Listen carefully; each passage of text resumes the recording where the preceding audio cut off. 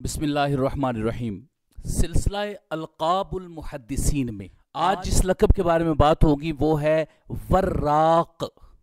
ये वर्राक़ जो लक़ब है ये किस शख्सियत के साथ मनसूब है और इसका सबब और वजह क्या है और इसका एराब क्या है, तलफ़्फ़ुज़ क्या है, इसके ऊपर हरकत व सकनात कौन सी आएंगी, इस हवाले से हम बात करेंगे और उसकी निस्बत को बयान करेंगे और दीगर शख्सियात जो इस नाम से मारूफ हैं उनके बारे में भी बात करेंगे। इमाम अबू बकर मुहम्मद बिन इस्माइल वर्राक़ रहिमहुल्लाह मारूफ शख्सियत हैं जिन्होंने किताबुल अमाली लिखी और ये वो शख्सियत हैं इमाम अबू बकर वर्राक़ मुहम्मद बिन इस्माइल अल वर्राक़ रहिमहुल्लाह। आपकी विलादत 293 हिजरी को बगदाद के अंदर हुई और 378 हिजरी को आपका विसाल हुआ। इमाम अबू बकर वर्राक़ रहिमहुल्लाह आपने बाकायदा तौर पर इमाम बग़वी रहिमहुल्लाह और उमर बिन अबी गैलान से रिवायत किया है और इनसे इमाम दाराक़ुतनी और बरक़ानी ने इनसे रिवायत किया है। यानी इसका मतलब है कि इमाम अबू बकर वर्राक़ रहिमहुल्लाह जो मोहम्मद बिन इस्माइल हैं, एक तो अबू बकर वर्राक़ सूफ़ी हैं, ये मोहम्मद बिन इस्माइल अबू बकर वर्राक़ हैं। इन्होंने मुहद्दिसीन किराम से इल्म हदीस हासिल किया और कई मुहद्दिसीन किराम ने आपसे इल्म दीन हासिल किया, इल्म हदीस हासिल किया। इमाम अबू बकर वर्राक़ का जो लक़ब है वर्राक़, इसको कुछ लोग वुर्राक़ भी पढ़ते हैं, लेकिन जो सही तलफ़्फ़ुज़ है मुहद्दिसीन किराम के यहाँ पाया जाता है वो है वाव के फ़तहा के साथ, यानी वाव के ऊपर फ़तहा होगा और रा मुशद्ददा होगी और उसके ऊपर भी फ़तह होगा, वर्राक़, और आखिर में काफ आएगा। इसके बारे में इमाम अबू साद समानी रहमहुल्लाह क्या फरमाते हैं? वो फरमाते हैं बिफ़तहिल वावी व तशदीदिर रा व फ़ी आखिरिहा अल क़ाफ़। वो फरमाते हैं वाव का फतहा, रा के ऊपर शद और आखिर में काफ, तो इस तरीके से फिर इसका तलफ़्फ़ुज़ होगा वर्राक़। यही तलफ़्फ़ुज़ इमाम इब्न असीर जज़री रहमहुल्लाह ने अल-लुब्बाब के अंदर भी बयान किया है। वो क्या फरमाते हैं?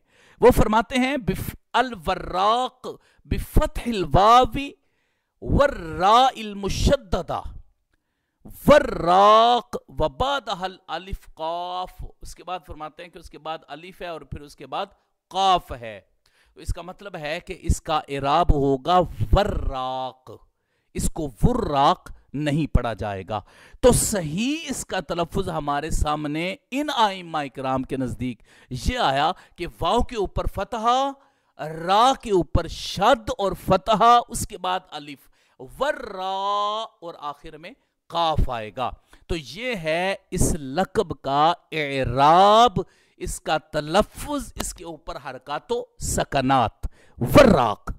अब रही बात के जिन हस्तियों को वर्राक़ कहा जाता है, या इमाम अबू बकर मुहम्मद बिन इस्माइल बिन अब्बास को जो वर्राक़ कहा जाता है, इस वर्राक़ कहने की वजह क्या है, उसकी तरफ जो निस्बत की गई है उस निस्बत की वजह क्या है, जो लक़ब है ये, इसका सबब क्या है, वो बयान करते हैं। इस हवाले से इमाम अबू साद समानी रहमहुल्लाह क्या फरमाते हैं? वो फरमाते हैं हाज़ा इस्मुन लिमन यक्तुबुल मसाहिफ व कतबल हदीस व गैरिहा व कद युकालु लिमन यबीउल वरक़ व हुवल काग़ज़। क्या फरमाते हैं? वो फरमाते हैं कि उस शख्स को वर्राक़ कहा जाता है जो मसाहिफ लिखता है, यानी कुरान करीम लिखता है, या वयक्तुबुल हदीस और हदीस पाक लिखता है, उसको भी वर्राक़ कहा जाता है। और ये भी कहा वक़द युकालु लिमन यबीउल वरक़ व हुवल काग़ज़, और ये भी कहा कि वर्राक़ उसको भी कहा जाता है जो वर्क़ का कारोबार करता है, यानी कागज़ का कारोबार करता है। बाकायदा तौर पर लफ्ज़ कागज़ बोला है, तो जो कागज़ का कारोबार करता है, वर्क़ का कारोबार करता है, उसको भी वर्राक़ कहा जाता है। यहाँ इमाम अबू साद समानी रहमहुल्लाह ने दो वजूहात बयान की हैं। एक कातिब जो मसाहिफ और हदीस पाक को लिखता है उसको भी वर्राक़ कहा जाता है, जो औराक के ऊपर लिखाई करता है, और दूसरा उसको भी कहा जाता है जो वर्क़ का कारोबार करता है। इसके बाद इमाम इब्न असीर जज़री रहमहुल्लाह क्या फरमाते हैं? وہ فرماتے ہیں جو وراق ہے، وراق کس شخص کو کہا جاتا ہے؟ ہذا یقال لمن ینسخ الکتاب ولمن یبیع الکاغذ۔ وہ فرماتے ہیں کہ وہ جو کتاب لکھتا ہے اور اوراق کے اوپر لکھائی کرتا ہے اس کو بھی وراق کہا جاتا ہے، اور جو کاغذ کا کاروبار کرتا ہے اس کو بھی وراق کہا جاتا ہے۔ تو اس کا مطلب ہے کہ امام ابن اسیر جزری رحمہ اللہ کے نزدیک بھی وراق اس شخصیت کو کہا جاتا ہے جو ورق کا کاروبار کرتا ہے یا لکھتا ہے۔ امام جلال الدین سیوطی رحمہ اللہ نے کیا فرمایا؟ امام جلال الدین سیوطی رحمہ اللہ نے فرمایا الوراق بائع الورق۔ وہ فرماتے ہیں وراق اس شخصیت کو کہا جاتا ہے جو ورق بیچتا ہے، جو ورق کا کاروبار کرتا ہے اس کو وراق کہا جاتا ہے۔ اب اس کا یہ مطلب ہوا کہ جو ورق کا کاروبار کرتا ہے، آپ یوں کہہ سکتے ہیں کہ جو سٹیشنری کا کام کرتا ہے یا جو ورقے بیچتا ہے کتابوں کی تحریر کے لیے، یہ ایسے ہی ہوتا تھا اس وقت، اوراق ہوتے تھے اور لوگ کتابوں کے اوپر لکھا کرتے تھے، تو وہ خاص قسم کے جو اوراق ہوتے تھے جن کے اوپر قرآن پاک یا حدیث مبارکہ یا دیگر علوم لکھے جاتے تھے، تو وہ ان اوراق کو سیل کیا کرتے تھے، جس کی وجہ سے ان کو وراق کہا جاتا ہے۔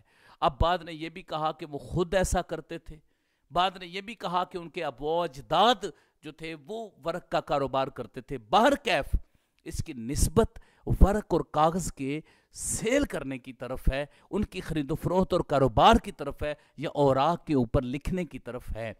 تو جتنے بھی آئمہ اس لقب کے ساتھ معروف ہوئے ہیں ان کا تعلق ورق کے ساتھ ہے، کاغذ کے ساتھ ہے، اور کاغذ کی طرف نسبت کرتے ہوئے ان کو وراق کہا جاتا ہے۔ اور اس نسبت کے ساتھ صرف امام ابوبکر محمد بن اسماعیل وراق ہی منسوب نہیں ہے، بلکہ اور بھی ائمہ اکرام اس نسبت کی طرف، اس نسبت کے ساتھ منسوب ہیں، اس لقب کے ساتھ ملقب ہیں۔ وہ کون سی شخصیات ہیں؟ ان میں سے اسحاق بن ابراہیم بن یونس الوراق، یہ وہ ہیں جنہوں نے کتاب بھی لکھی ہے ما رواہ الصغار عن الکبار یا ما رواہ الکبار عن الصغار، انہوں نے باقاعدہ طور پر یہ کتاب بھی لکھی ہے۔ اس کے علاوہ محمد بن احمد الدولابی الوراق، ان کے ساتھ بھی وراق کا لقب لکھا جاتا ہے۔ اور ان کے علاوہ یعیش بن سعید ابو القاسم الوراق، ان کے لیے بھی الوراق کا لقب بولا جاتا ہے۔ اور ایک صوفی بزرگ ہے امام ابو بکر الوراق صوفی، وہ بزرگ ہیں، ان کے ساتھ بھی وراق کا لفظ بولا جاتا ہے۔ اس کا مطلب پھر یہ ہوا کہ وراق کئی آئمہ اور محدثین کرام کے ساتھ بولا جاتا ہے۔ تو یہاں پر ہم نے یہ سمجھا کہ وراق کا جو تلفظ ہے، اعراب ہے، وہ ہے واو کے فتحہ کے ساتھ اور را مشددہ، وراق۔ اور دوسرا نسبت ہم نے سمجھی کہ وہ اوراق کی طرف نسبت ہے، چاہے اس کے اوپر کوئی لکھنے والا ہو یا اوراق کا کاروبار کرنے والا ہو، اس کی طرف نسبت ہے۔ تو یہ تھا وراق کا لقب اور یہ تھا اس کی وجہ۔ اللہ رب العزت کی بارگاہ میں دعا ہے اللہ رب العزت ان آئمہ اکرام کے درجات کو بلند فرمائے، اور خدمت حدیث کے لیے اللہ رب العزت ہمیں بھی ان آئمہ اکرام کا خصوصی فیض نصیب فرمائیں۔ جب تک دم میں دم ہے ہمیں توفیقات عطا فرمائیں تاکہ ہم پیارے آقا علیہ الصلوۃ والسلام کی حدیث پاک کی خدمت ساری زندگی کرتے رہیں۔ آمین یا رب العالمین۔ وصلی اللہ علی حبیبہ سیدنا محمد وآلہ وسلم۔